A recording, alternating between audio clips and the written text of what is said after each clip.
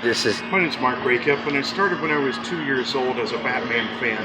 And what happened then was I saw the Batman TV show for the very first time. I saw it and fell in love with the music, the action, the color, everything about the show, but especially with the Batmobile. And I said, one day I want to own the Batmobile, and one day I want to become Batman. So that was a nice dream for a 2-year-old, but it wasn't just a dream. So when I was 11 years old, my dad took me to Chicago to the Antique Auto Museum. I saw my first full-scale Batmobile, and it turns out it was one of the original 4 George Barris-built cars. It was the number 4 dragster, and that cemented the dream that not only was I going to own a Batmobile someday, but I was going to build it. and this is the Batmobile. And this is my very first Batmobile. I built this car when I was 17 years old, along with 4 other crazy 17-year-olds. We had no automotive experience, we had no automotive tools, we didn't even have an air compressor when we started. We built the car to be using fiber, styrofoam, and sheet metal, anything we could to get the shape of clothes to as quick as possible. Now what was the shape? Well, we had 4 photos of that Batmobile in that dimly lit museum and a little toy Batmobile. This is pre-internet. So we didn't have all the resources that we have today.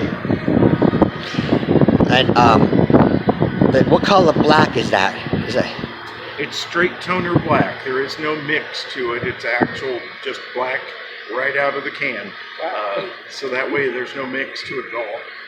This is the screen accurate color, which for the striping, which was a neon red orange. It's from House of Color. Unfortunately, the correct screen color fades in sunlight because it's a candy color. It says don't put in direct sunlight. Well, it's a car, so what are you going to do with a car? So we have been painting our cars with the torch red color, which still kind of mimics the original car. When it's outside, it has a bit of an orange to it, but it's a little more red, which is closer to what people's mind's eye view of what the color is. So we give people a choice on which color they want to go with, but almost everybody's gone with the torch red so far.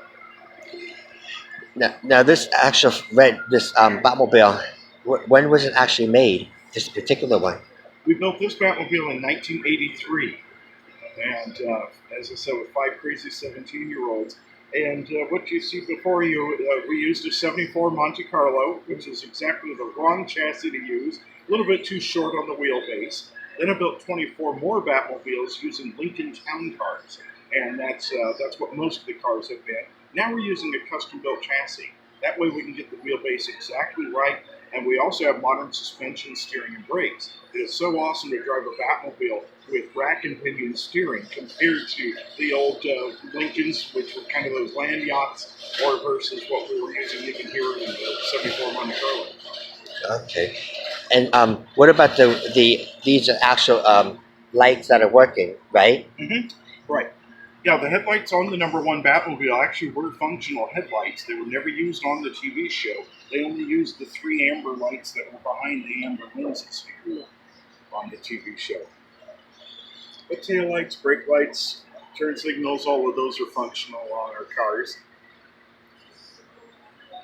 This is so exciting to be with you and showing how wonderful the people that works with you are like family. They're very dedicated people, and I really enjoy this little tour that you're showing me.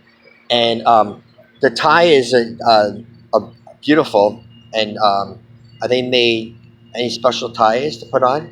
The rims are Krager rims on this one. We used Raider rims for most of our cars. They're having a little troubles on keeping the stock going, so we're using now our Rocket Strike wheels. They're pretty close to what the original car had as well. So, but these are not quite accurate as far as that part goes, but it was a good starting point for us. And then the bats, of course, those are custom made. We have those water jet cut.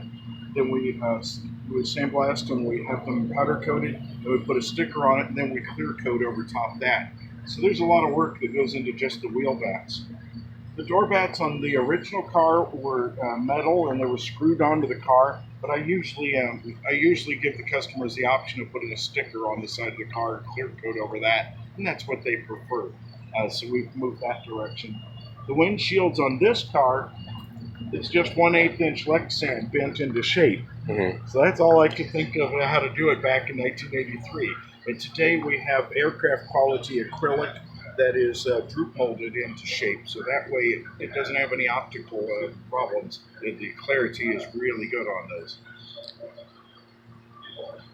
Yes. Now the seats. These are the original seats from. Well, these are 1968 Mustang seats.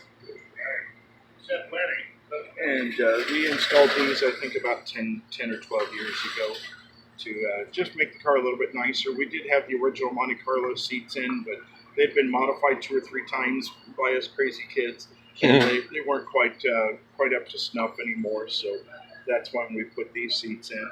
So again, we didn't have very much information with just our failed memories on building this car. But we did know that the dashboard looked kind of sort of like this. We knew that the seats were kind of sort of in this configuration and what the rear package tray looked like. Then after we were done with this car, my dad recorded all 120 episodes of the TV show on VHS, on videotape. Oh yes. So that's how I really started the research on the car. And I went through frame by frame every single scene of the Batmobile and was able to work on that and make drawings. So I can tell you which episode you go to find out the number of oval openings on the beacon cage, for instance. I can tell you which episode you go to for the number of chevrons that are in the rear package tray, or the number of flutes that are on the center console that I didn't even know existed when we built this car. Yes. It is unbelievable. So the research was nonstop as I was watching the TV show, and I got to see the changes that they made to the car throughout the run of the TV series. And see episode 1 versus episode 2, and then so on. They kept relabeling the same 2 red and white dash buttons. They moved the detectoscope label over to the 5-light flasher. Then eventually it was one of the red and white buttons, and so on. So it was really neat to see as they modified and added over the years, or removed. And at one point, they even put the arch over top the rear windshield instead of being under the rear windshield during 3rd season. And it allowed them to have a little bit better camera room to be able to shoot with Adam West and Burt Ward. So those were some of the changes that they made at that time. So all of that research, people say, well, why didn't you just look at the number 1 car? I said, well, that's fine. You can look at the number 1 car, but so many of the items have been stolen or broken over the years and replaced with poor facsimiles. Almost every single Batmobile item in the car, you can't really look at, interior and exterior, for accuracy. You can only look at the remaining Futura items, like the insides of the door panels with the chrome trim and the chrome dash edging and some of those kinds of items, because almost everything Batmobile related is gone from the number 1 car. It's not there anymore. Wow. And what about the muffler, the back of the back? The triple rocket tubes, that was part of the anti-theft system of the Batmobile. On the original show, they shot Roman candle fireworks out of them. We don't recommend that. That's pretty bad on a paint job. Yes. That's what I've heard. Yeah, yes. And, but what we have done, though, we did install confetti cannons in one of our Batmobiles and a T-shirt launcher in another one. So we do have some options there. Now, the first 2 Batmobiles, the flamethrower did not work, but on our current cars, the flamethrower does work. So this one is just completely faux. Here's the tidbit for you. Where was the gas filler on a 1955 Lincoln Futura concept car?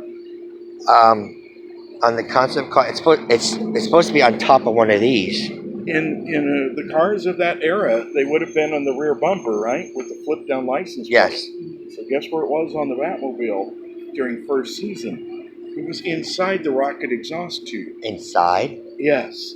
Oh my goodness. I've got pictures that show that they've got a rag sticking inside of the gas filler tube, inside of the rocket exhaust tube. And guess where they shot flames past? Out of there? One shot only. It was a stock shot Wow. that they used throughout all of 1st season. Now, 2nd season, they got wise and decided they better not do that, and they extended the rocket exhaust tube almost twice as long.